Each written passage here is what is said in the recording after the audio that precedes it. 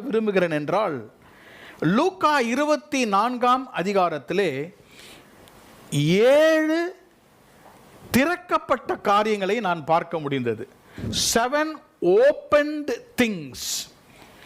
7 காரியங்கள் உயிர்த்தெழுந்த வல்லமை திறந்தது.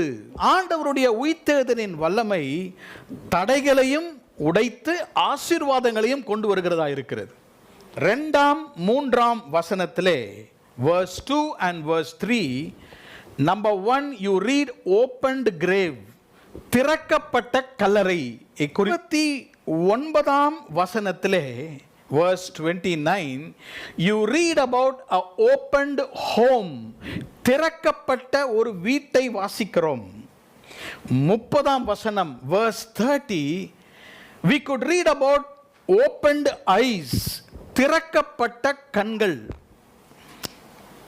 32 வசனம் verse 32 we read about opened scriptures, திறக்கப்பட்ட வேத வசனங்கள். 5வதாக 45 வசனத்திலே verse 45 you read about an open mind, திறக்கப்பட்ட மனம், திறக்கப்பட்ட மனம்.